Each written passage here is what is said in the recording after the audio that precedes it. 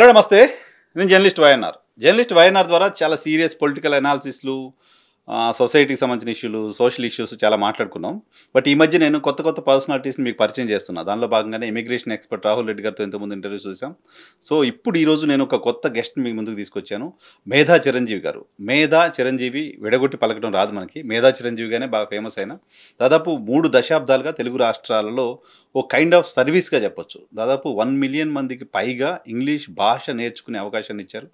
10 లక్షల మందికి పైగా ఇంగ్లీష్ నేర్పించారు ఆయన. చిన్న విషయం కాదు, నంబర్ చిన్నగా కనపడవచ్చు 10 లక్షల మంది అనేది, కానీ సో 10 లక్షల మందికి ఇంగ్లీష్ భాషని వాళ్ళు చదువుకున్న స్కూల్తో సంబంధం లేకుండా నేర్పించడం అనేది ఖచ్చితంగా టఫ్ టాస్క్. దాంతోపాటు పర్సనాలిటీ డెవలప్మెంట్ కూడా చెప్తున్నారు. పర్సనాలిటీ డెవలప్మెంట్ పైన కూడా ఇప్పుడు తెలుగు రాష్ట్రాలకు సంబంధించిన విద్యార్థులు ప్రపంచవ్యాప్తంగా చాలా ప్రదేశాల్లో ఉన్నారంటే, ప్రపంచంతో పోటీ పడుతున్నారంటే మేజర్ బ్యారియర్ ఏముంటుంది వాళ్ళకంటే ఇంగ్లీష్ బ్యారియర్ ఉంటుంది. సో అటువంటి ఇంగ్లీష్ బ్యారియర్ని బద్దలు కొట్టిన వ్యక్తిగా చిరంజీవి గారిని చెప్పొచ్చు. దాంతోపాటు చాలామందికి ఆత్మన్యూన్యత భావం ఉంటుంది, సెల్ఫ్ కాన్ఫిడెన్స్ తక్కువగా ఉంటుంది. సో అటువంటి సెల్ఫ్ కాన్ఫిడెన్స్ బూస్టింగ్ కూడా వీళ్ళ ఇన్స్టిట్యూట్ ద్వారా ఇస్తున్నారు. సో ఆయన ఈరోజు తీసుకొచ్చాను. ఎక్కడ మొదలయ్యారు చిరంజీవి గారు ఏంటి అనేది మీకు జస్ట్ ఇంట్రడ్యూస్ చేస్తా. సార్ నమస్తే. నమస్తే అండి. ముందుగా thank you very much for your time. Sir it's my privilege. ఎక్కడి నుంచి మొదలయ్యారు చిరంజీవి గారు? ఎక్కడి నుంచి మొదలయ్యారు? తెలుగు రాష్ట్రాలు నేను స్కూలింగ్ నుంచి వింటున్నా. 97, 98లో నా 10th క్లాస్ అయిపోయింది. అప్పుడే మేధా చిరంజీవి అనేది వినేవాడిని నేను. సో ఎక్కడ మొదలయ్యారు? ఎందుకు ఈ ఆలోచన వచ్చింది? మీరు ఇంగ్లీష్ మీడియంలో చదువుకున్నారా? మొత్తం చెప్పండి వరుసగా. నేను యాక్చువల్గా ఇక్కడ వరంగల్ జిల్లా మాది. వరంగల్ అంటే అప్పుడు జఫర్గఢ్ మండల్ ఉండేది, ఇప్పుడు ఐనవోల్ మండల్ అంటాం. జఫర్గఢ్ మండల్ లేదా ఇప్పుడు? అంటే మా ఊరు పక్కన ఐనవోల్ మండల్లోకి వెళ్ళిపోయింది. ఓకే. వెంకటాపురం గ్రామం మాది. Okay okay. అండ్ వ్యవసాయ కుటుంబం. అండ్ చిన్నప్పటి నుండి అంతా తెలుగు మీడియంలో చదువుకున్నాను. తెలుగు మీడియమే. అండ్ ఒక మాటలో చెప్పాలంటే నేను 10th క్లాస్ ఇంగ్లీష్ కూడా ఫెయిల్ అయ్యాను. ఆ తర్వాత 1 ఇయర్ అగ్రికల్చర్గా, ఇంట్లో వ్యవసాయ కుటుంబం కాబట్టి వ్యవసాయం చేసేవాడిని. ఇంకా వ్యవసాయ పనులు భరించలేక ఏదో విధంగా కష్టపడి 10th ఇంగ్లీష్ సబ్జెక్ట్ ఒకటి పాస్ అయ్యి మళ్ళీ ఇంటర్ జాయిన్ అయ్యి, మళ్ళీ ఇంటర్మీడియట్లో మళ్ళీ ఇంగ్లీషే ఫెయిల్. ఆ తర్వాత మళ్ళీ కష్టపడి కంపార్ట్మెంట్లో పాస్ అయ్యి మళ్ళీ డిగ్రీ జాయిన్ అయ్యాను.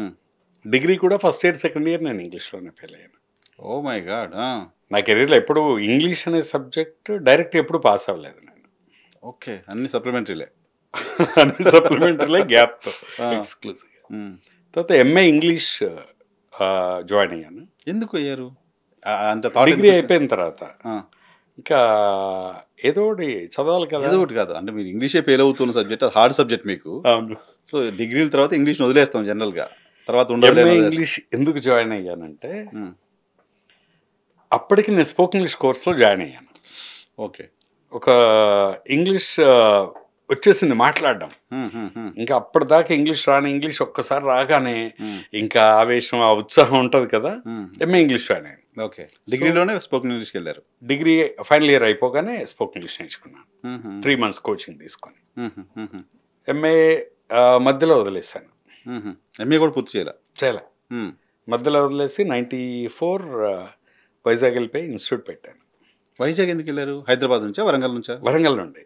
అప్పటికి హైదరాబాద్ రాలేదు. వరంగల్ ఏంటి, వైజాగ్ ఏంటి, ఎలా రిలేషన్? మళ్ళీ అప్పుడున్న పరిస్థితులు ఏంటంటే, అప్పుడు మీకు 90sలో మీకు తెలియదు కదా, అప్పుడంతా రాడికల్ మూమెంట్, మా దగ్గర ఎక్కువ. ఆ టైంలో నా క్లాస్మేట్స్ అందరూ బాగా ఇన్వాల్వ్ అయి ఉన్నారు. ఓహో. 2-3 ఎన్కౌంటర్లు చనిపోయారు. చనిపోయారు కూడా. నా రూమ్మేట్స్ కూడా 2 చనిపోయారు. ఆ టైంలో నేను ఎక్కడ ఉండాల్సిన పరిస్థితి లేదు, ఉండే పరిస్థితి లేదు. Okay okay. అప్పుడు safe zone Vizag. Okay okay. So Vizag వెళ్ళిపోయాను. అక్కడ 1 ఇయర్ ఉన్నాను. ఏం చేయాలో తెలియదు, బట్ సర్వైవ్ అవ్వాలి, మనీ కావాలి. ఆ టైంలో నాకు తెలిసింది, నేను నేర్చుకున్న చిన్న స్పోకెన్ ఇంగ్లీష్. ఇంకేం లేదు. చిన్న ట్యూషన్ సెంటర్ స్టార్ట్ చేశాను, స్పోకెన్ ఇంగ్లీష్. ఆ ట్యూషన్ సెంటర్ అలా ఇది ఒక 2-3 సంవత్సరాలు వైజాగ్లో ఒక రామటాకీస్, గాజువాక, అట్లా సిటీలోనే 5-6 బ్రాంచ్లు పెట్టాను. అనకాపల్లి, ద్వారకానగర్ అండ్ ఎన్ఏడి కొత్త రోడ్, స్టీల్ ప్లాంట్, ఒక సిటీలో 6 బ్రాంచ్లు పెట్టాను. తర్వాత విజయనగరం, శ్రీకాకుళం, రాజమండ్రి, ఇంకా ఆంధ్ర మొత్తం ప్రతి డిస్ట్రిక్ట్ హెడ్ క్వార్టర్స్లో ఒక బ్రాంచ్ పెట్టి స్పోకెన్ ఇంగ్లీష్ అంటే ఒక ట్రెండ్ క్రియేట్ చేశాను. Okay okay okay. ఆ తర్వాత మళ్ళీ 2010లో హైదరాబాద్కి వచ్చాను. 15 years తర్వాత తెలంగాణ మూమెంట్ స్టార్ట్ అయింది. మంచి పీక్లో ఉంది, పీక్లో ఉంది. ఆ టైంలో హైదరాబాద్కి వచ్చి ఇక్కడ బ్రాంచ్ పెట్టాను. ఓకే. 1 ఇయర్లో మళ్ళీ దిల్సుఖ్నగర్, ఎస్ఆర్ నగర్, కూకట్పల్లి, మెహదీపట్నం. సో ఇక్కడ హైదరాబాద్లో 5 బ్రాంచ్లు పెట్టాం. ఒక 2 ఇయర్స్ స్పాన్ తర్వాత మళ్ళీ ఇక్కడ నుండి వరంగల్, కరీంనగర్, ఖమ్మం, నల్గొండ, నిజామాబాద్ ఇటు మళ్ళీ బ్రాంచెస్ ఎస్టాబ్లిష్ చేశాను. అలా state wide then almost till covid time వరకు మనకు 18-20 బ్రాంచ్లు ఉండేవి. ఓహో. సో ఇప్పుడు అన్ని బ్రాంచెస్లో కూడా టీచింగ్ ఫ్యాకల్టీ మీరు మాత్రమే కాదు కదా, మళ్ళీ టీం ఉండాలి. టీం ఉండేది. నేను నా టీం అంతా ఎట్లా తయారు చేసుకున్నానంటే, నేను నా ఇన్స్టిట్యూట్లో దాదాపు 20 ఇన్స్టిట్యూట్లో పనిచేసిన దాదాపు 200 మంది రిసెప్షనిస్టుల దగ్గర నుండి ఫ్యాకల్టీ వరకు, అసిస్టెంట్ ట్రైనర్స్ వరకు ఎవ్వరు బయట వాళ్ళని తీసుకోలేదు. నా దగ్గర ఇంగ్లీష్ నేర్చుకోవడానికి వచ్చిన తెలుగు మీడియం స్టూడెంట్స్కి ఇంగ్లీష్ నేర్పించి వాళ్ళనే ట్రైనర్స్గా పెట్టి వాళ్ళతోటే చెప్పి. Beautiful sir, beautiful. Okay. Even కొన్నిసార్లు చెప్పగలను, నా ఆఫీస్ అసిస్టెంట్స్, ఆఫీస్ బాయ్స్ కూడా నా స్టూడెంట్సే. దట్ వాజ్ అంటే నా నమ్మకం ఏంటంటే, నేను ఎలాగైతే 10th ఇంటర్ డిగ్రీ ఫెయిల్ అయ్యి నేర్చుకుని వాళ్ళ ముందు నిలబడ్డాను, ఆ ఫ్యాకల్టీ కానీ వీళ్ళందరూ కూడా ప్రతిరోజు చెప్తూనే ఉంటారు, I was a student of this class, I use to sit there అని కాన్ఫిడెన్స్ క్రియేట్ చేస్తారు వీళ్ళకి. వీళ్ళు మాట్లాడుతూ ఉంటే, రిసెప్షన్లో మాట్లాడుతూ ఉంటే వాళ్ళు అంటారు, మేము లాస్ట్ 1 ఇయర్ క్రితం మేము ఈ బ్యాచ్ చేశారంటూ ఉంటారు. సో నా గురించి, నా ప్యాటర్న్ గురించి, నేను చెప్పే స్టైల్ గురించి నా విద్యార్థులకు తెలిసినంతగా ఇంకెవరికి తెలియదు. వాళ్ళే యూఎస్పీ, వాళ్ళే కాన్ఫిడెన్స్ కూడా ఇస్తారు వాళ్ళకి. సో అట్లా నేను సక్సెస్ఫుల్గా ఉండడానికి కారణం ఏంటంటే, నా స్టూడెంట్స్లో తీసుకుని వీళ్ళని ట్రైనింగ్ ఇవ్వడం. ఓకే. ఓకే. అందుకే నేను హైదరాబాద్కి వచ్చినప్పుడు అప్పుడు ఐ థింక్ 2010లో వేరే ఫేమస్ బ్రాండ్ 18 బ్రాంచ్లు ఉండేవాళ్ళు. అవును. ఆ తర్వాత ఇంకోళ్ళ 28 బ్రాంచ్లు ఉండేవి ఫేమస్. అవి నేను వచ్చిన 2 ఇయర్స్లో అవి అన్నీ మూసారు. ఓకే. ఓకే. 30 బ్రాంచ్లు లేవు, ఓన్లీ నా 5 బ్రాంచ్లే ఉన్నాయి హైదరాబాద్. ఓకే. ఓకే. ఆ తర్వాత కొంతకాలానికి ఒక 2-3 బ్రాంచ్లు పెట్టారు. వాళ్ళెవరు? వాళ్ళు నా స్టూడెంట్సే. సూపర్. ఓకే. సో ఓన్గా పెట్టారు బ్రాంచెస్. అంటే why I'm saying this is, English నేర్చుకోవడం అనేది, ఇది ఇంగ్లీష్ మీడియంలో చదివి ఉండక్కర్లేదు, ఎంఏ ఇంగ్లీష్ చేసి ఉండక్కర్లేదు, డిప్లొమాలు చేయక్కర్లేదు. నిజంగా ఇంగ్లీష్ నేర్చుకోవాలంటే ఆ మాట్లాడాలనే కసి, కోరిక, దానికోసం కొంచెం టైం ఇవ్వగలిగితే 3 months ఇస్ ద హైయెస్ట్. అప్పుడు ఈ టెక్నాలజీ టూల్స్ ఇవన్నీ లేకముందు. ఇప్పుడు సరిగ్గా 30 రోజులండి. 30 daysలో a layman can speak in English. Sir చెప్తున్నారు ఎట్లా, ఇప్పుడు మాలాంటి వాళ్ళం కూడా మేము రూరల్ నుంచి వచ్చాము, తెలుగు మీడియంలో చదువుకొని వచ్చాము. అంటే నేను నా గురించి ఎందుకు చెప్తున్నాను అంటే, చాలామంది అలాంటి వాళ్ళు ఉంటారు కాబట్టి. సో ఇక్కడ దాకా వచ్చిన తర్వాత ఇంగ్లీషు అంతో ఇంతో తెలిసినా, మీరు మాట్లాడేది అర్థమవుతున్నా, మళ్ళీ మాట్లాడాలంటే ఓ భయం ఏదో ఉంటుంది. లేదు ఇప్పటి నుంచి మొదలు పెట్టాలని మొదలు పెడతాం, 2 రోజులు అయిపోయిన తర్వాత రివీట్ అయిపోతాం. సో ఏం చేయాలి? ప్రాబ్లం ఏంటంటే సార్, ఈ చాలామంది ప్రొఫెషనల్స్, ఇప్పుడు నాకు మిత్రులు ఉన్నారు అన్ని డిపార్ట్మెంట్స్లో, అన్ని ఆర్గనైజేషన్స్లో, వీళ్ళంతా ఒక స్థాయిలో వచ్చిన తర్వాత వీళ్ళేంటంటే they are more conscious of the people. ఏది మాట్లాడినా అయ్యో ఎక్కడ తప్పు చేస్తామా. ఈ ముందు యాక్చువల్గా ఇంగ్లీష్ మాట్లాడడానికి ఏంటంటే సైకలాజికల్ బ్యారియర్ 60%. సో ఇప్పుడు నేను మాట్లాడుతున్నాను అనుకోండి ఇంగ్లీష్లో, అందరికి అర్థమైపోతాయి. అంటే every word, every sentence, the structure, pattern, everything that I use, ఇవన్నీ అందరి మైండ్లో ఉన్నాయి. నేను మాట్లాడుతుంటే అర్థమవుతుంది, అన్నీ ఉన్నాయి. కాకపోతే వాళ్ళకి తిరిగి మాట్లాడే అలవాటు లేదు, నాకు మాట్లాడే అలవాటు ఉంది. 60% ఆఫ్ ద టైమ్స్ ఇంగ్లీష్ ఎందుకు మాట్లాడలేకపోతారు అంటే సైకలాజికల్ బ్యారియర్స్, భయం, బిడియం, మొహమాటం. ఈ మూడింటిని బ్రేక్ చేయగలిగితే ఎనీబడి కెన్ స్పీక్. ఇది బ్రేక్ చేయడం కోసమే నేను థియేటర్ కాన్సెప్ట్ని, ఇండియాలో ఫస్ట్ టైం థియేటర్ కాన్సెప్ట్ని ఇంట్రడ్యూస్ చేశాను. ఓకే. ఇప్పుడు ఎస్ఆర్ నగర్లో నాకు థియేటర్ ఉంది, వరంగల్లో థియేటర్ ఉంది. ఇంతకుముందు ఆ బ్రాంచ్ మీరు అన్నారు కదా, ఇన్ని బ్రాంచెస్లో ఎట్లా చేశాను. కొంతకాలం తర్వాత ఏమైందంటే, ఎక్కువ బ్రాంచ్లు అయిన తర్వాత నాకున్న ఇంటెన్సిటీ ఫ్యాకల్టీకి ఉండట్లా, డిఫ్యూజ్ అవుతుంది. అప్పుడు నేను had been to Oxford university, లండన్లో వెళ్ళి how to teach English to non native speakers of English అని, ఇంగ్లీష్ని సులభంగా ఎలా చెప్పాలి అనే దాని మీద నేను ఆల్మోస్ట్ 21 days అక్కడ ఆక్స్ఫర్డ్ యూనివర్సిటీకి వచ్చిన వేరే కంట్రీస్ నుండి వచ్చిన టీచర్స్ అందరికీ నేను పాఠాలు చెప్పాను. Super super sir. ఆ తర్వాత మళ్ళీ అమెరికన్ పామ్ బీచ్ అట్లాంటిక్ యూనివర్సిటీలో ప్రజెంటేషన్స్ ఇచ్చాను, బర్మింగ్హామ్ యూనివర్సిటీలో ఇచ్చాను. సో ఈ ట్రావెల్ చేస్తున్న క్రమంలో, ఇంగ్లీష్ మీద ఎక్స్ప్లోర్ చేసే క్రమంలో, నేను వెస్ట్రన్ కంట్రీస్లో, అక్కడ యూకేలో చూసింది ఏంటంటే, అసలు వాళ్ళకు యూకేలో నన్ను చాలా అప్రిషియేట్ చేసేవాళ్ళు. టీచర్స్తో మాట్లాడుతూ ఉంటాయి.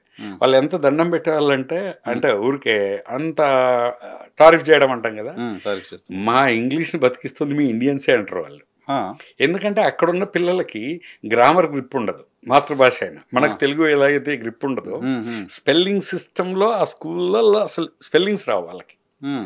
ప్లస్ వాళ్ళు మాట్లాడేది కొలాక్యువల్గా ఉంటుంది.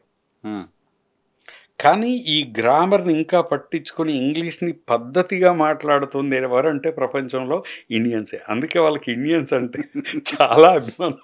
పర్టికులర్గా ఇంగ్లీష్కి సంబంధించి వాళ్ళు చాలా ఇష్టపడతారు. You Indians you follow all the grammar rules this అని చెప్తూ ఉంటారనమాట. అక్కడ నేను చూసింది ఏంటంటే వాళ్ళకు పిల్లలకి సబ్జెక్ట్ ఉండదు, కానీ పబ్లిక్లో బాగా మాట్లాడతారు, ఏదైనా ధైర్యంగా మాట్లాడతారు, ఎక్స్ప్రెసివ్. ఇది ఎలా వచ్చింది అంటే నాకు అర్థమైంది ఏంటంటే అక్కడ ప్రతి స్కూల్లో స్కూలింగ్లోనే వాళ్ళకు థియేటర్ ఉంటుంది. 6th క్లాస్ 5th క్లాస్ నుండే పిల్లలంతా theatre arts every year theatre ఆర్ట్స్లో పర్ఫామ్ చేస్తూ ఉంటారు. యాక్టింగ్, డ్రామాలు, స్కిట్స్ ఇవన్నీ వేస్తూ ఉంటారు. దాంతో వాళ్ళకు the power of expression ability వచ్చేస్తుంది. సబ్జెక్ట్ ఉన్నా లేకున్నా 10 మందిలో నిర్భయంగా నిలబడి అద్భుతంగా చెప్పాలనుకుంది చెప్పగలిగే ఎబిలిటీ వస్తుంది. మనకి ఇక్కడ ఏంటి, సబ్జెక్ట్ అంతా ఉంటుంది కానీ ఆ ఎక్స్ప్రెషన్ ఏదైతే ఉందో ఎక్స్ప్రెస్ చేసే ఎబిలిటీ ఉండదు. ఇది ఐడెంటిఫై చేసినప్పుడు ఎందుకు ఆ థియేటర్ కాన్సెప్ట్ని ఇక్కడ పెట్టకూడదని ఇండియాలో ఫస్ట్ టైం ఎస్ఆర్ నగర్లో హైదరాబాద్లో లాంగ్వేజ్ థియేటర్ కాన్సెప్ట్ స్టార్ట్ చేశాను. ఇప్పటికి ఉంది ఆ థియేటర్, అందులోనే అవుతాయి క్లాసులు. అందులో ఏంటంటే టీచింగ్ తక్కువ ఉంటుంది, టీచింగ్ ఉండదు, ఫ్యాకల్టీ ఉండరు, ఉంటారు అందరూ గైడెన్స్కి, కానీ టీచింగ్ ఎవరు చేయరు. నాకు సంబంధించి నేను చెప్పిన వీడియోస్ 1/2 hour 5 minutes 10 minutes ఆ లెసన్ బట్టి కొన్ని వీడియోస్ ప్లే చేసి దాని మీద వీళ్ళ చేత మాట్లాడించడం. Group discussions, debates, role plays, conversations, acting, skits, what not ఇవన్నీ వేస్తూ ఉంటాం. అంటే క్లాస్కి వచ్చిన 15 రోజులు మెయిన్గా ఆ భయం, బిడియం, మొహమాటం పోతే ఆటోమేటిక్గా ఆల్రెడీ 10th ఇంటర్ పాస్ అయ్యారంటే వాళ్ళ గ్రామర్ అంతా ఉంది, డిగ్రీకి వచ్చారంటే వాళ్ళకి అంత ఉంది, మేము కొత్తగా చెప్పేది ఏం లేదు. దాన్ని సైకలాజికల్ బ్యారియర్స్ బ్రేక్ చేయడం అక్కడ నేను సక్సెస్ఫుల్గా చేయగలిగాను థియేటర్ కాన్సెప్ట్. దాంతో ఈజీ అయిపోయింది వాళ్ళ. ఈ థియేటర్ కాన్సెప్ట్నే స్టేట్ వైడ్ పెట్టేశాను. అప్పుడు ఎక్కడ కూడా ఏంటంటే నేను అనుకుంది నా విజనే వెళ్తాం తప్పితే ఎక్కడ డీవియేట్ అవ్వడానికి లేకుండా. అందరూ వచ్చి దాంట్లో పార్టిసిపేట్ చేస్తారు కాబట్టి ఇంకొకరి గురించి ఇంకొకరు వీడియో పడే సిగ్గుపడే పరిస్థితి లేదు కదా. ఎట్లా ఉంటుందంటే సిస్టమ్, ఒక వీడియోకి ఒక ఎక్సర్సైజ్, దానికి ఒక మెటీరియల్, దానికి ఒక హోంవర్క్, ఇవి ఉంటాయి. అక్కడ ఉన్న ఫ్యాకల్టీ 4 చేయించాల్సిందే, చేయించకపోతే స్టూడెంట్ అడుగుతాడు. ఇవి దాటి ఇంకోటి చెప్తే స్టూడెంట్ అడుగుతాడు, ఇదే. So I created a system. అంటే నేను ఇండివిజువల్గా మనుషులు వర్క్ చేయడానికి నేను నమ్మకుండా I take anybody in to make them fit in the system. So నేనున్నా లేకున్నా అది యాజ్ ఇట్ ఈస్ గా సిస్టమ్ రన్ అవ్వాలి అని. సో అలా ఇంకా నేను అక్కడ నుండి వస్తే ప్రస్తుతానికి ఈరోజు ఇంగ్లీష్లో 5-6 పుస్తకాలు రాశాను. ఇంకా లైఫ్ అంతా కూడా 30 years ఆల్మోస్ట్ ఇంగ్లీష్లోనే రాస్తూనే ఉన్నారు.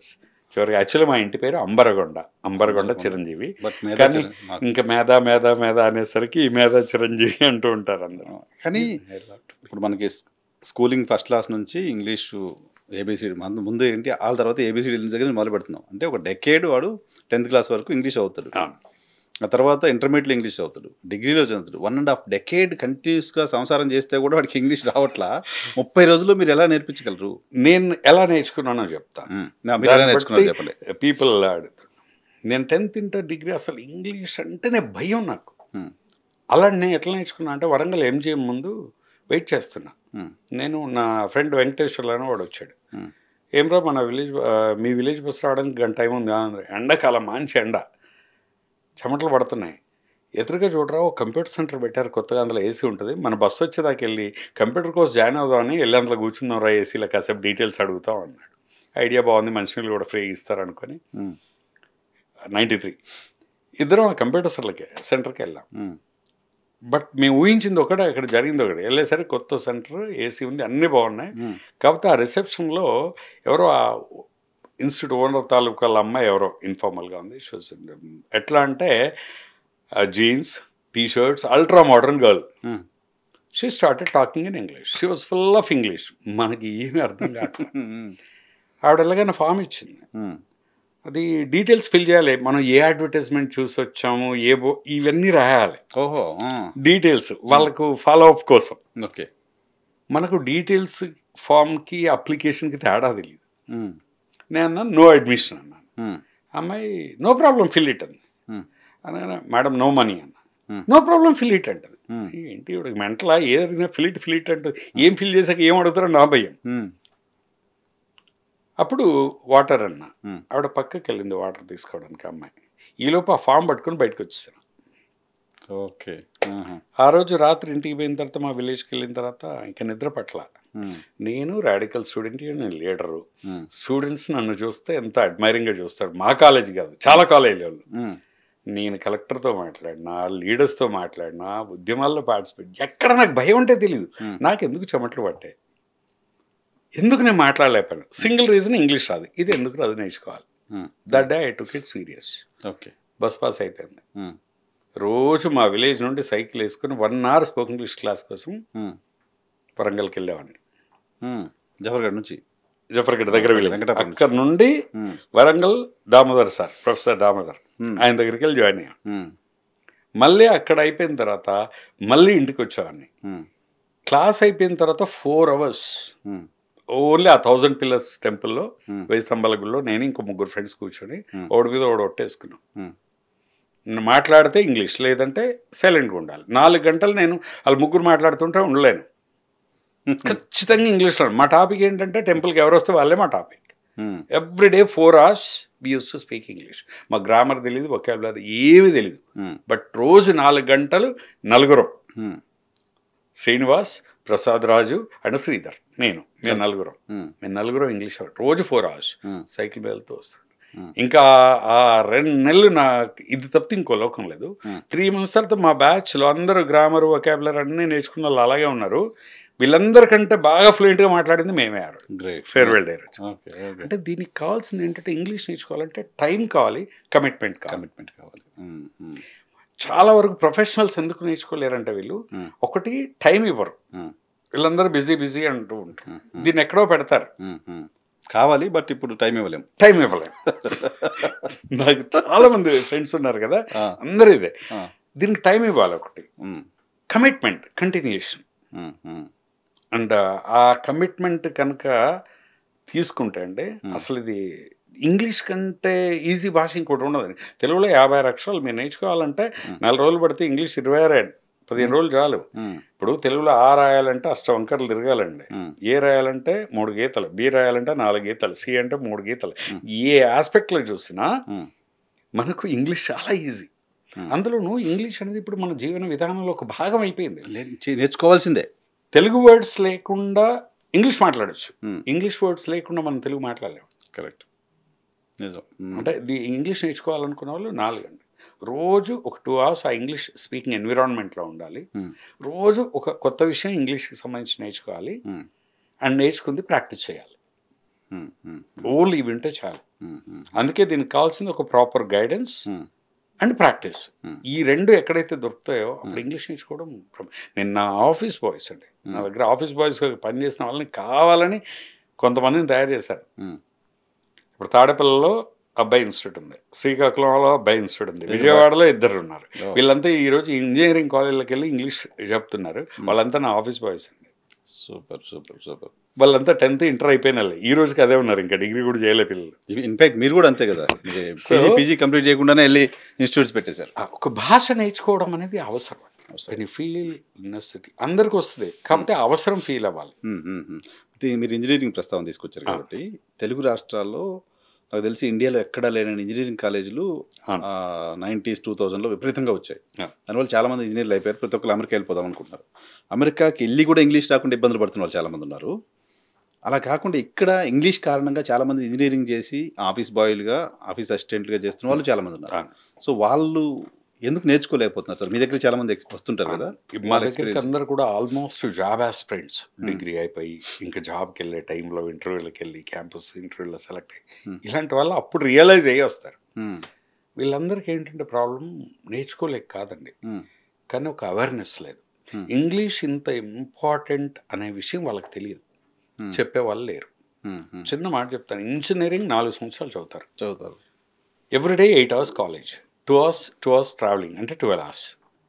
ఒక ఇంజనీరింగ్ విద్యార్థి రోజుకు 12 గంటలు 4 సంవత్సరాలు కేటాయించి 70% మార్క్స్ తెచ్చుకుంటాడు, లక్షలు ఖర్చు పెడతాడు. అవును, వాడు లైఫ్లో చాలా వాల్యుబుల్ 4 years. కానీ ఆ 70% ఆర్ 80% మార్క్స్ సర్టిఫికేట్ ఏదైతే తెచ్చుకుంటాడో, 4 సంవత్సరాలు రోజుకు 12 గంటలు కష్టపడి తెచ్చుకున్న 70% మార్క్స్ సర్టిఫికేట్ ఏదైతే ఉందో, దీన్ని ఇంటర్వ్యూలో జాబ్ ఇచ్చేప్పుడు 30% కన్సిడర్ చేస్తారు. 70% ఏం కన్సిడర్ చేస్తారంటే ఈ విద్యార్థి నేర్చుకున్నదంతా ప్రజెంట్ చేయడం, అంటే కమ్యూనికేషన్ స్కిల్స్. కరెక్ట్. 4 సంవత్సరాలు సంపాదించిన తెలివితేటలన్నీ 8 నిమిషాల ఇంటర్వ్యూలో నువ్వు ఎక్స్ప్రెస్ చేసి, ఇంటర్వ్యూని ఇంప్రెస్ చేసి ఇన్ఫ్లుయెన్స్ చేయగలగాలి. కరెక్ట్. ఇదంతా ఏ భాషలో చేయాలి? ఇంగ్లీష్. బేసిక్గా ఇంగ్లీషే రాకపోతే అయిపోయింది అక్కడే. ముందు 30% కూడా వ్యాలిడ్ అవ్వదు, అప్పుడు ఇంకా అయిపోయింది కదా.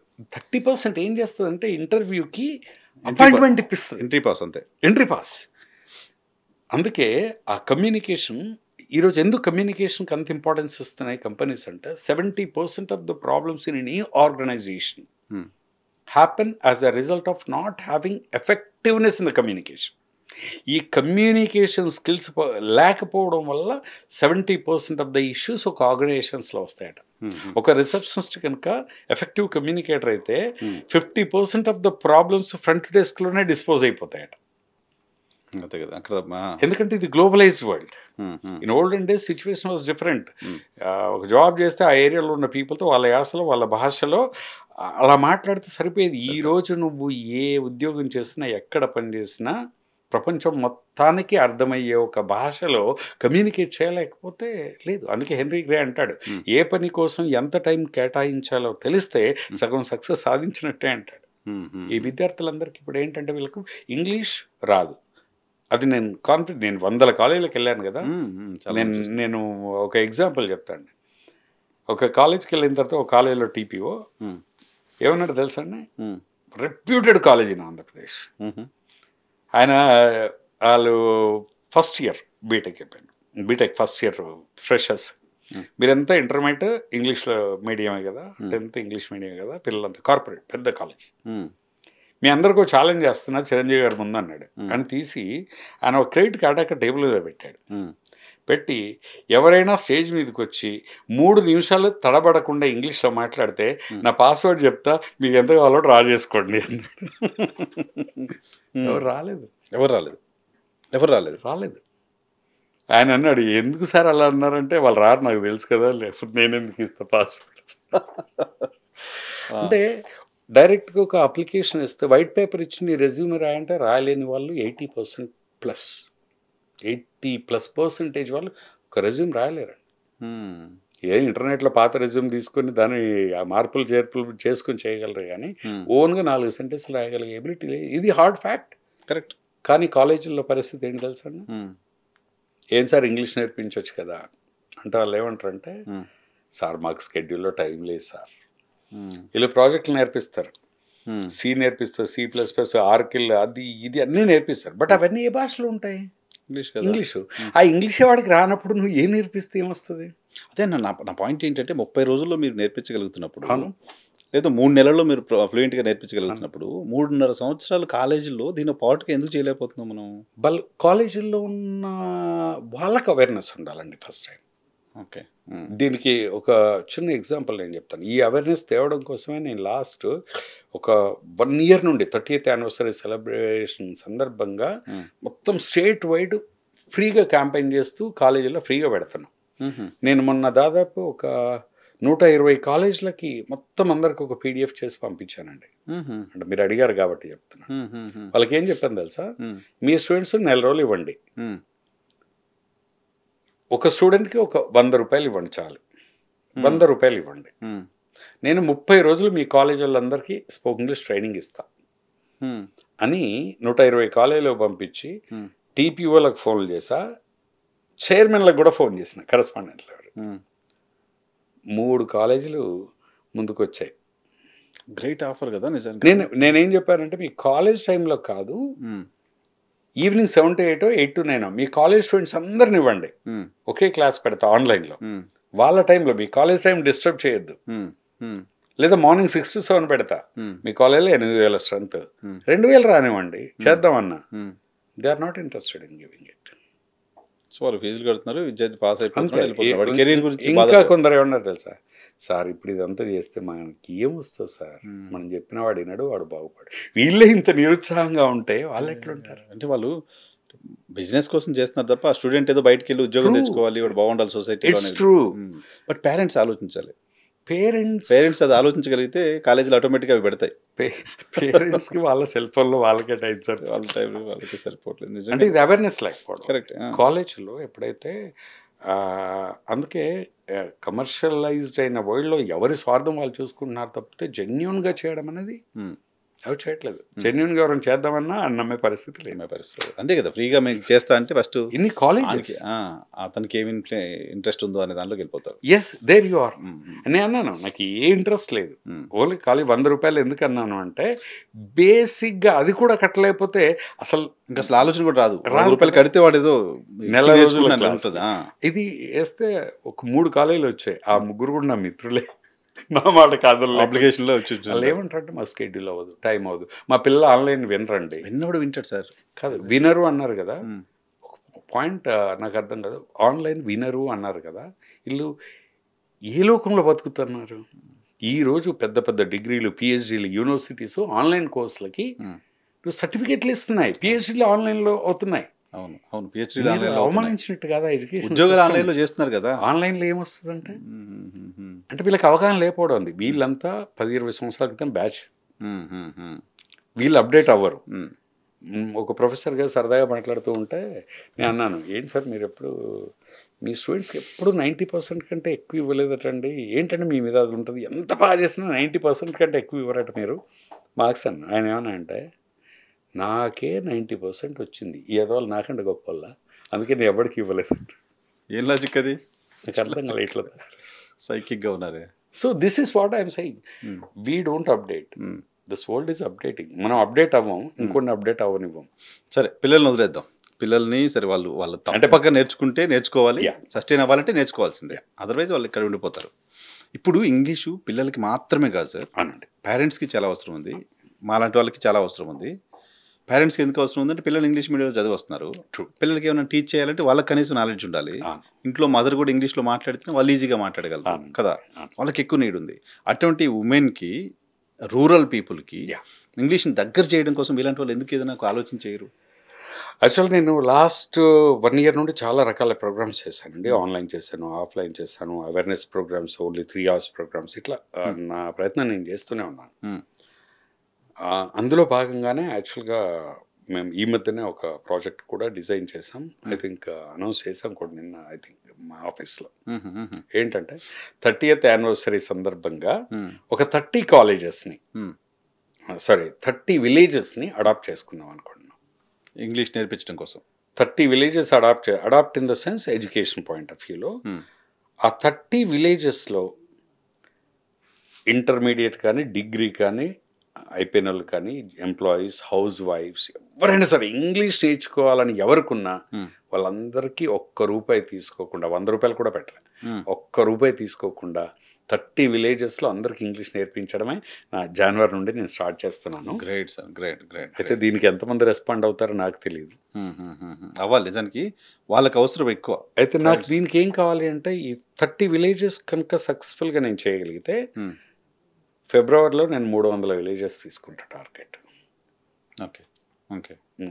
జాన్లో 30 విలేజెస్ సక్సెస్ఫుల్గా చేశాను అనుకోండి, తప్పకుండా 300 విలేజెస్ ఫెబ్లో తీసుకుంటా.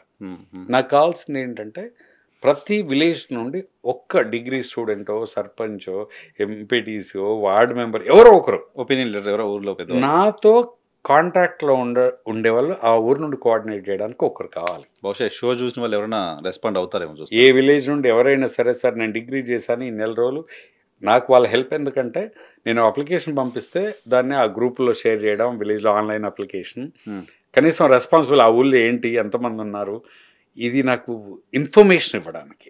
కానీ ఏదో ఎంతో కొంత నామినల్ ఫీజు కూడా పెట్టాలి మీరు, రెస్పాన్సిబిలిటీ కూడా. ఊరు మొత్తం నేర్పిస్తాను, 10,000 20,000 ఎంతో ఫీజు పెడతాను అంటే కూడా బాగుంటుంది నిజానికి, చాలా మంది ముందుకు వస్తారు.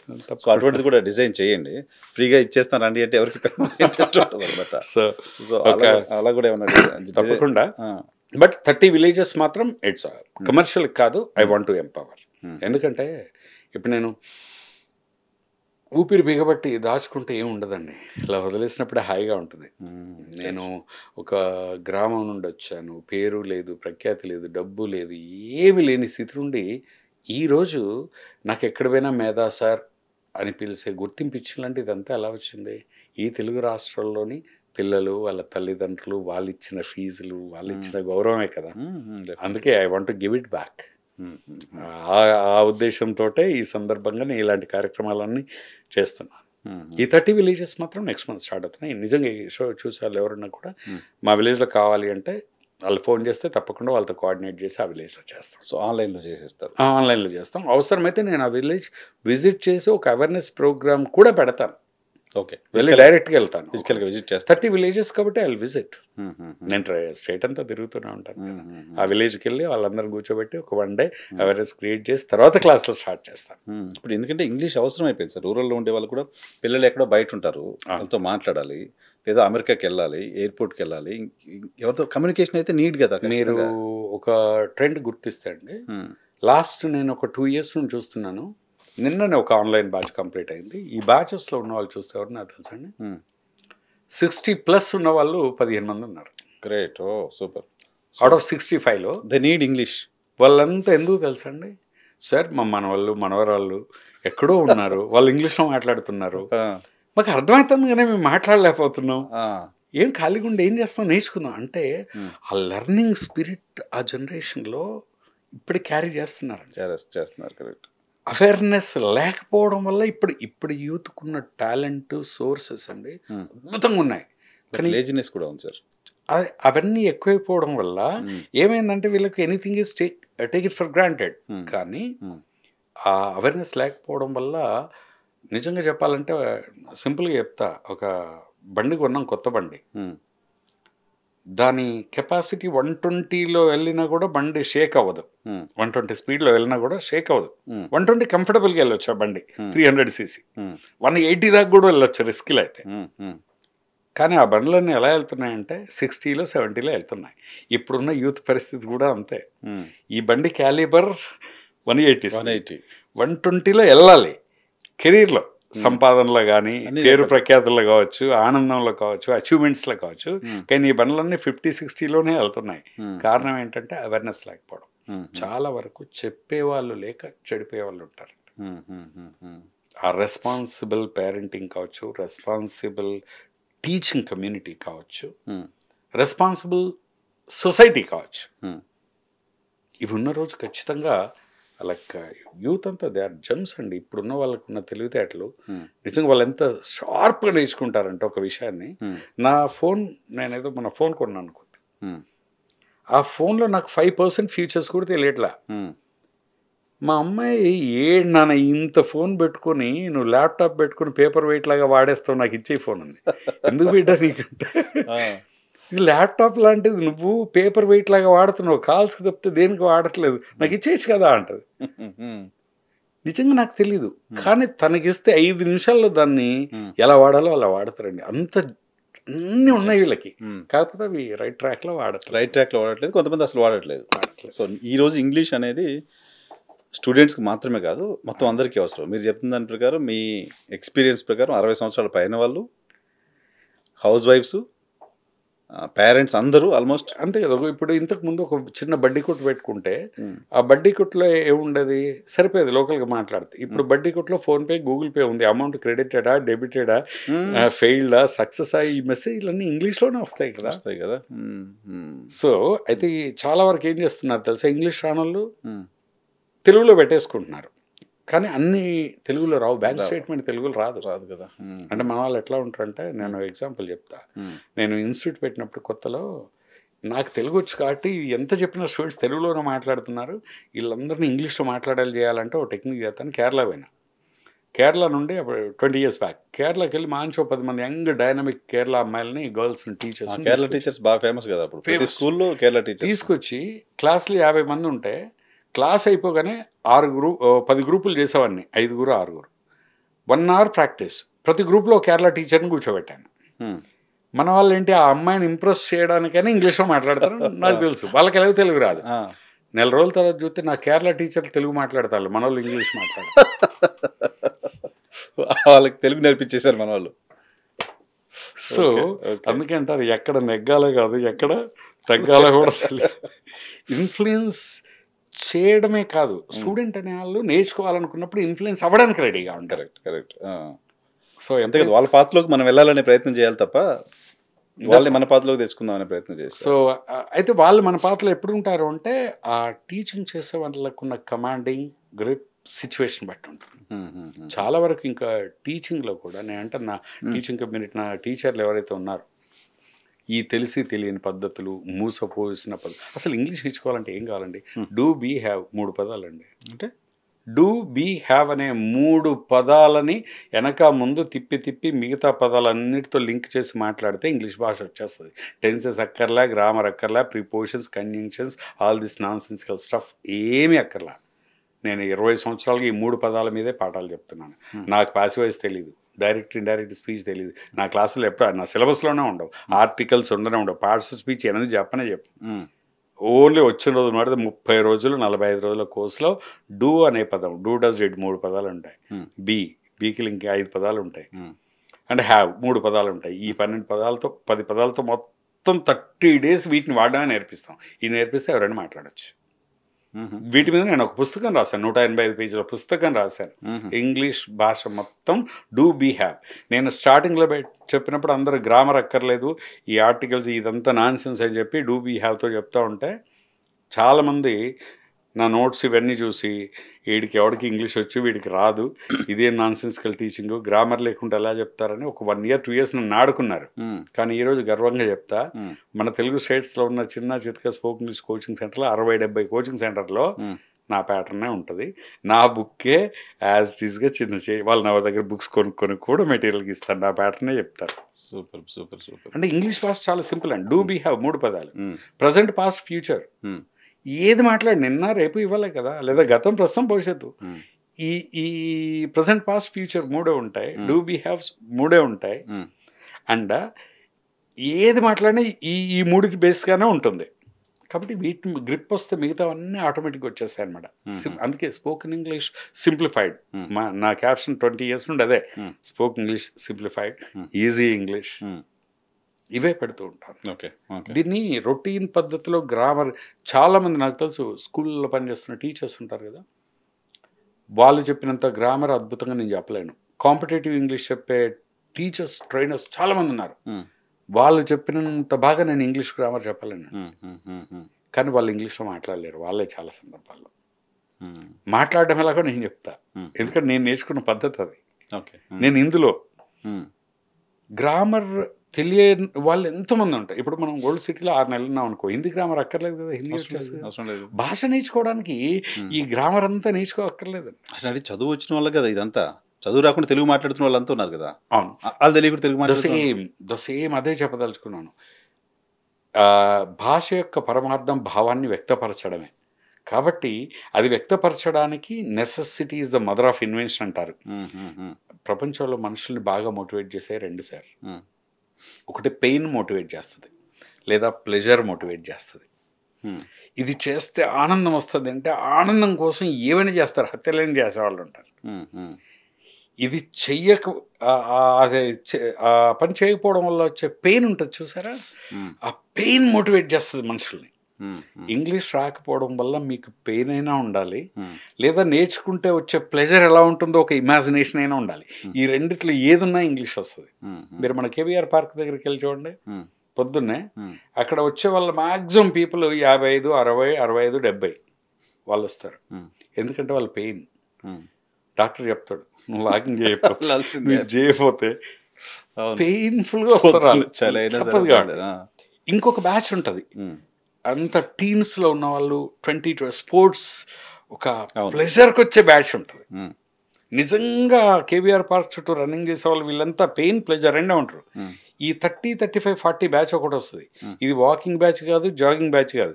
అక్కడికి వచ్చి కబుర్లు వేసుకొని సర్కిల్ పెంచుకోవడానికో ఇంకో దానికో, అక్కడ పొద్దున్నే స్ప్రౌట్స్ అన్ని అమ్ముతారు, అవి తినడానికి. ఇదంతా తక్కువ ఉంటారు వీళ్ళ ఆబ్జెక్టివ్ వేరు. సరదాగా సర్కిల్ కోసం వచ్చే బ్యాచ్ ఉంటారు. ఏదైనా నేర్చుకోవాలంటే కూడా పెయిన్ ఆర్ ప్లెజర్, ఈ రెండు ఎప్పుడైతే మనం ఫీల్ అవుతామో అప్పుడు నేర్చుకుంటాం. అది బ్రహ్మ విద్య ఏం కాదు. సోల్జర్కి AK-47 ట్రైనింగ్ ఇవ్వకపోతే ఏమవుద్దో, ఈరోజు ఇంగ్లీష్ ట్రైనింగ్ లేకపోతే విద్యార్థులు కూడా అలాగే అవుతారు. రైట్ రైట్, బాగా కంక్లూడ్ చేశారు. చివరిగా ఈ పర్సనాలిటీ డెవలప్మెంట్కి సంబంధించి కూడా చాలామంది ఇన్ఫీరియారిటీ కాంప్లెక్స్లో ఉండిపోతారు. సో వాళ్ళు దాని నుంచి బయటికి రావడానికి, ఓవర్కమ్ అవడానికి ఏదైనా ఒక బుల్లెట్స్ ఏమైనా చెప్పగలరా? The greatest crime in this universe is under estimating one self. ఒక వ్యక్తి తనని తాను తక్కువ అంచనా వేసుకోవడాన్ని మించిన నేరం, పాపం, ఘోరం ఇంకోటి లేదు.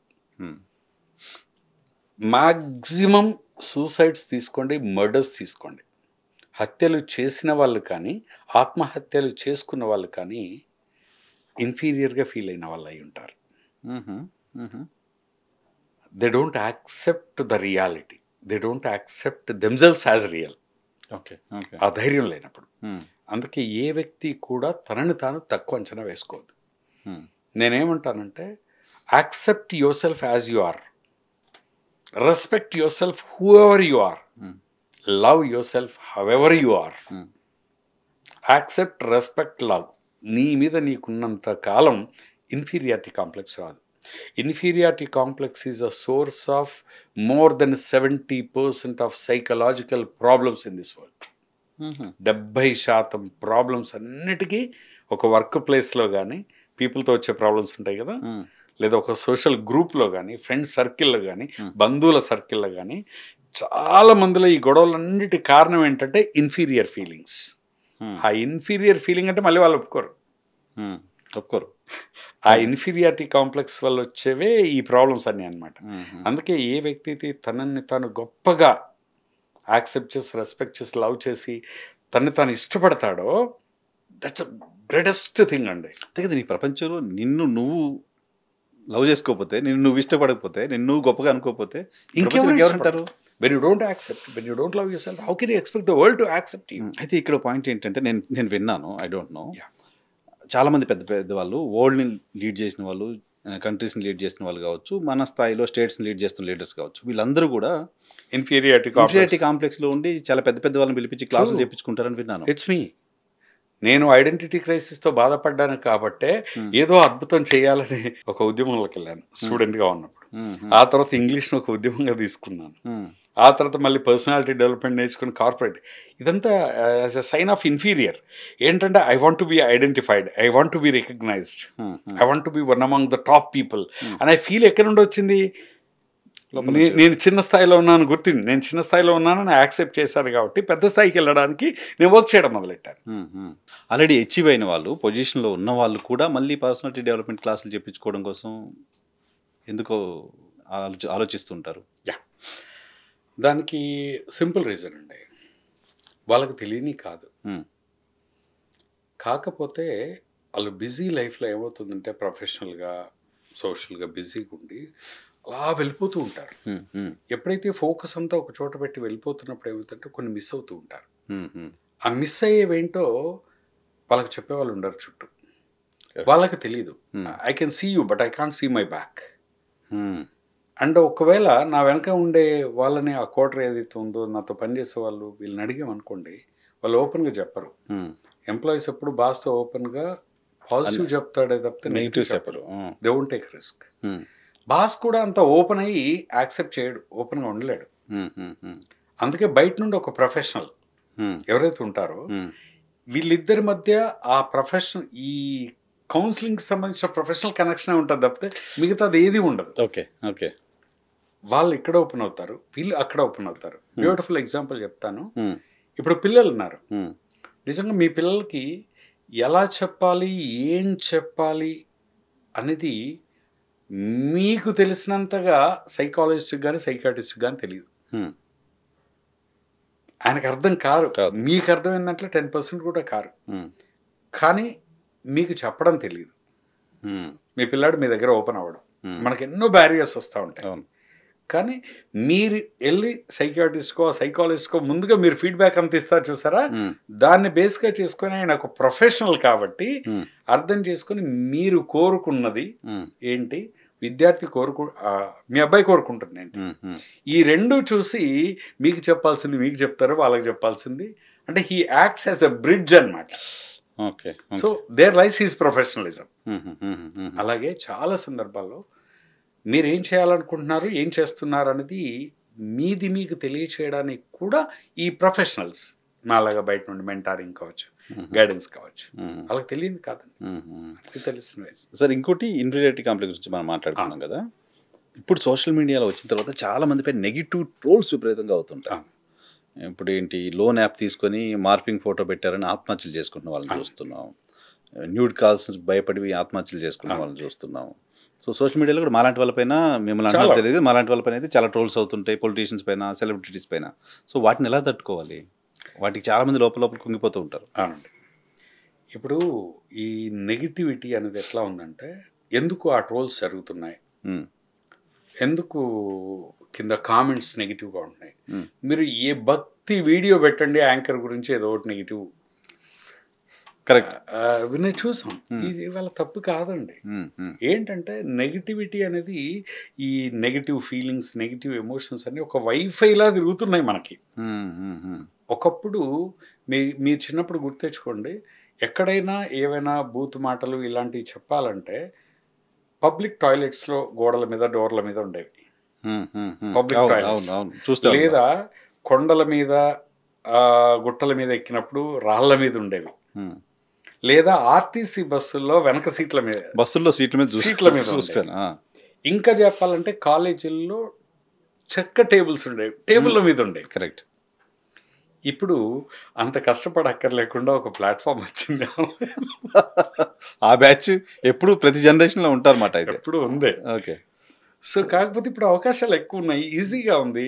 నీ పేరు తెలీదు, నీ ఊరు తెలీదు, చక్కగా నువ్వు చెప్పాల్సింది చెప్పొచ్చు. నువ్వు చెప్పిన దానికి రియాక్షన్స్, రెస్పాన్సెస్ కూడా వస్తున్నాయిగా.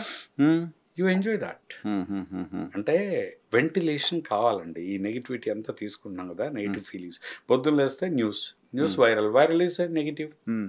అండ్ టీవీ చూస్తే నెగిటివ్, న్యూస్ పేపర్ చూస్తే నెగిటివ్. అందుకే అంటారు, if you put tomatoes you get tomatoes, if you put potatoes you get potatoes. అంతే కదా. By putting tomatoes, if you expect potatoes, it's not possible. అందరు రోజు negative వింటూ చూస్తూ ఫీల్ అవుతూ పాజిటివ్గా బిహేవ్ చేయాలని కోరుకోవడం కూడా తప్పు. ఇది గమనించిన రోజు వాటికి వాల్యూ లేదు.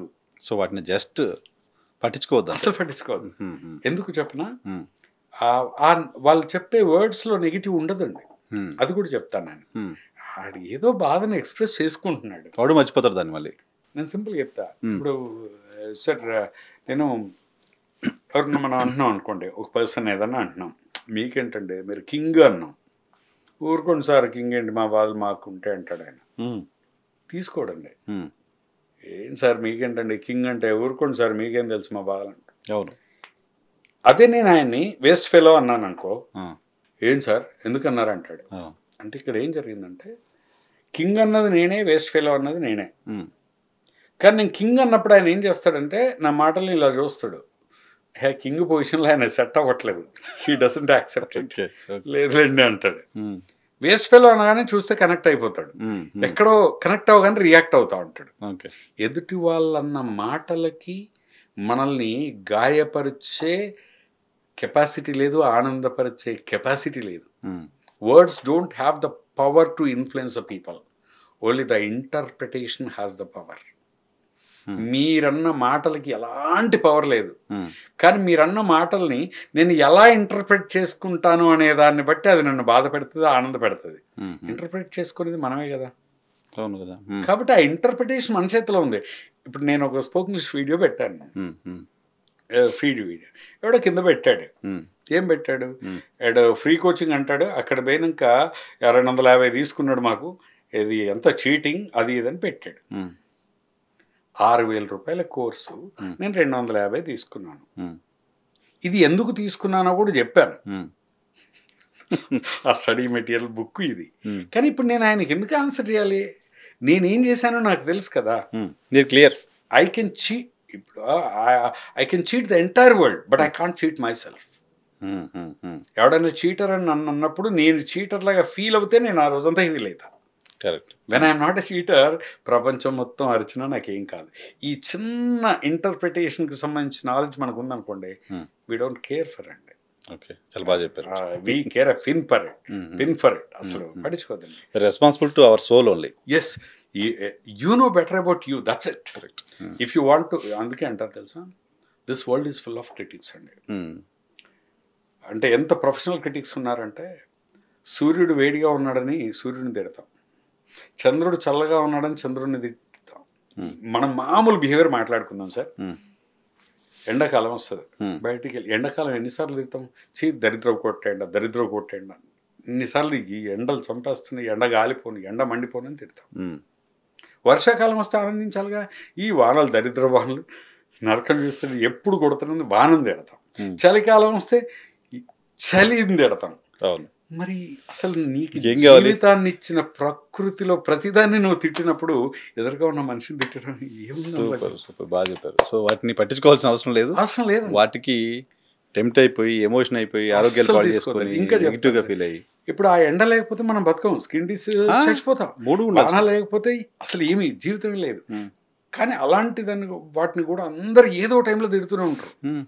అంటే వీళ్ళ కోపాన్ని ఎక్స్ప్రెస్ చేయడానికి ఏదో ఒకటి కావాలి కాబట్టి అంటారు తప్పితే, అంటే బాధని చెప్పుకోవడానికి మనం దొరికాం అనుకోవాలి అంతే. వాళ్ళని చూసి జాలి పడాలి తప్పితే ఆన్సర్ చేయడానికి ఎప్పుడు. If you want to satisfy everybody, you can't satisfy anybody. If you want to convince all the people, you can't convince anybody. Your job is not to keep all the people happy either. మన purpose అది కాదు కదా. అందుకే దీనికి ఒక చిన్న story చెప్తూ ఉంటారు sir. I'm from agriculture family. ఒక రైతు విత్తనం వేస్తాడు, విత్తనం భూమిలో ఉన్నప్పుడే క్రిమికీటకాలు కొట్టి చంపేస్తాయి దాన్ని, అందుకే ఫెర్టిలైజ్ చేస్తాడు, కాపాడతాడు. మొలకెత్తగానే పక్షులు దాడి చేస్తాయి. మరి అది ఏ హాని చేసింది? మొలకలు ఏ హాని చేయలే, కానీ పక్షులు దాడి చేస్తాయి.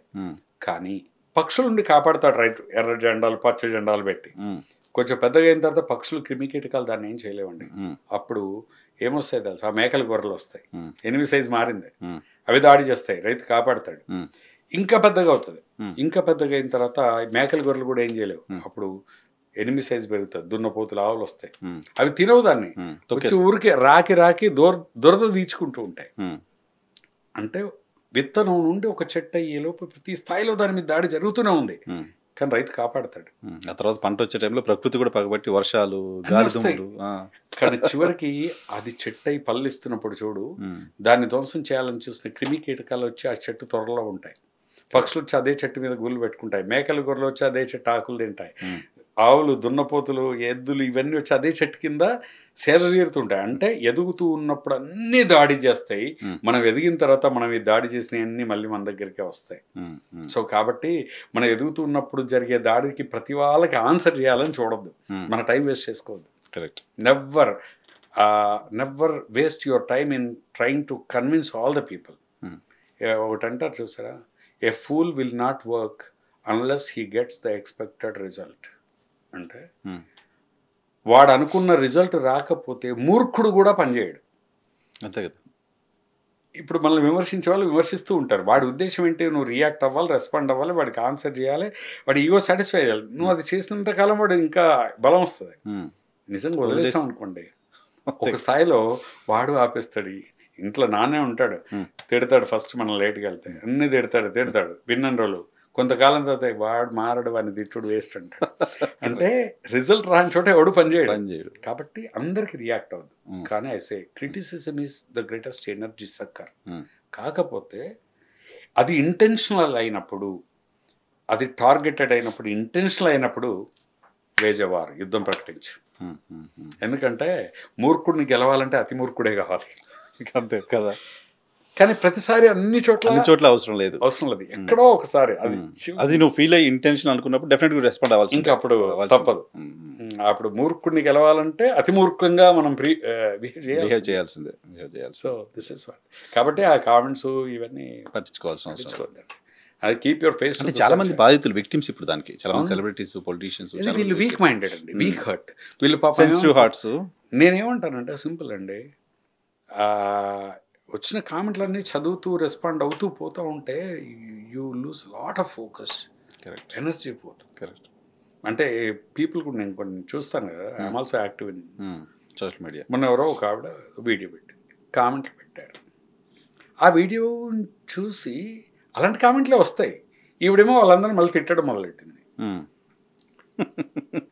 They enjoy, they both enjoy, మనకు సంబంధం లేని విషయం అనుకుని ఉండడమే అంతే. కాకపోతే ఈ వరల్డ్లో ఇంకా ఇది ట్రాన్సిషన్ పీరియడ్ అండి. ఎవ్రీ 30 yearsకి ఒక్కసారి మొత్తం ఆహారపు అలవాట్లు, జీవిత విధానం, సంపాదించే విధానం, మనుషుల రిలేషన్ అన్నీ మారిపోతాయి. 30 yearsకి ఒక్కసారి ఒక ట్రాన్సిషన్ మొత్తం మారిపోద్ది అన్నమాట సైకిల్. ఒకప్పుడు తిన్న రాగులు, జొన్నలు, గడక, మా చిన్నప్పుడు తిన్న జొన్న రొట్టెలు అవన్నీ ఇప్పుడు మళ్ళీ మేము మొదలెట్టాం, స్టార్ట్ చేసాగా.